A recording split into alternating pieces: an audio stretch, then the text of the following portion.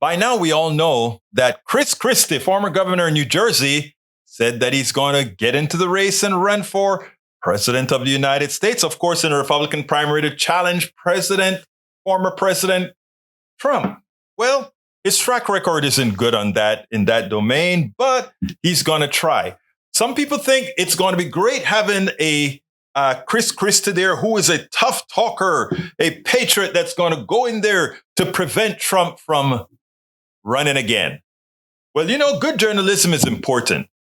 And I think people forget the iterations of who Christie is, what Christie represented in the Trump administration. Well, you know who's not going to let you forget? A good journalist. Like whom again? Ayman Mohyeldin. Check this out, and then we'll take it on the other side. Happy to be on the Trump team. NBC News reports that this week, Trump critic turned Trump ally turned Trump critic again, I guess, Chris Christie will enter the 2024 Republican presidential primaries. For months, rumors have swirled around Christie's plans to enter the race, but almost no one believes he can win. And reports suggest that he might not believe that either. Instead, he is focused on what some are calling a kamikaze mission to take down Donald Trump. And in fairness, Christie carried out a similar mission in 2016. He is credited with snuffing out Senator Marco Rubio's presidential prospects after a fierce clash on a New Hampshire debate stage. But he never succeeded in doing the same to Donald Trump. Christie was a fierce Trump attacker early in the 2016 primaries, calling him a carnival barker and unserious entertainer, moonlighting as a politician.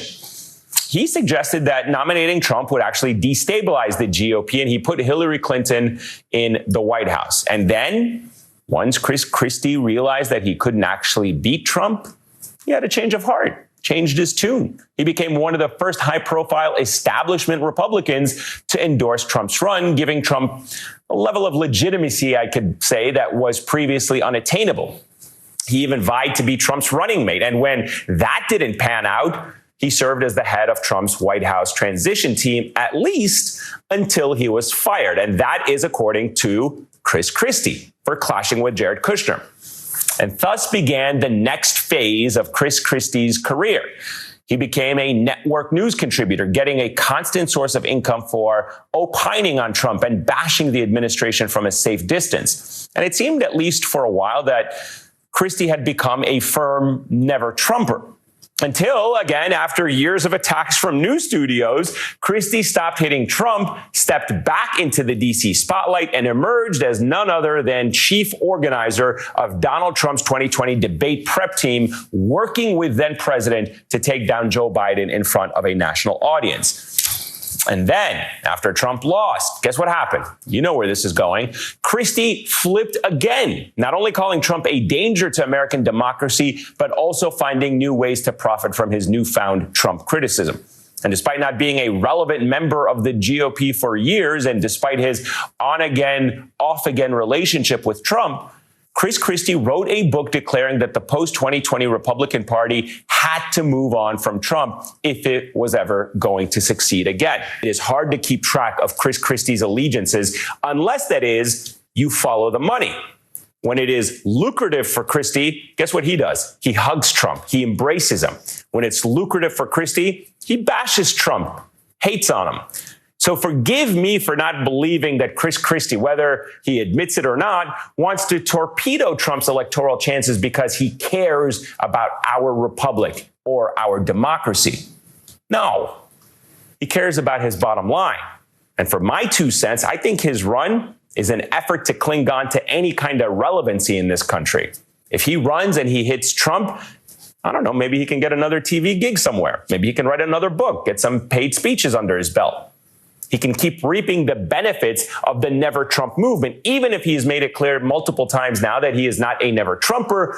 He's just a sometimes never, other times okay Trumper. I am begging the news media to do me a favor and look beyond the zingers and Trump attacks and ask Chris Christie, actually, what is he doing in this race?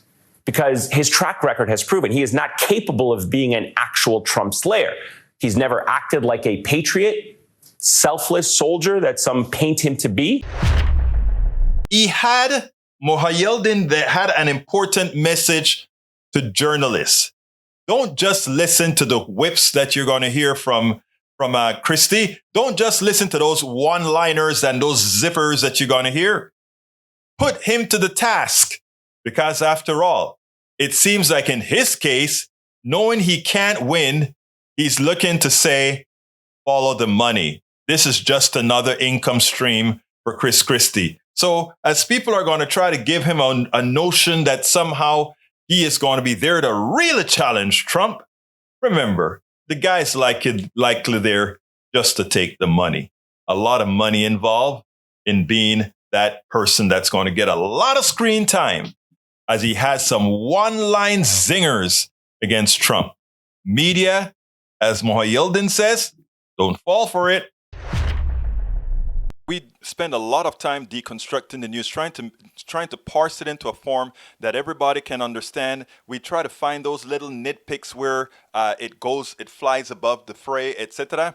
If you really like these videos that we do, I want to ask a big favor. Please go ahead. Number one, subscribe to our channel. And number two, please join if you can. Thank you so kindly for watching. Keep watching. Please remember to share. We must populate the entire internet with our progressive message, a message that we know is what most Americans say that they want. So help us, please join.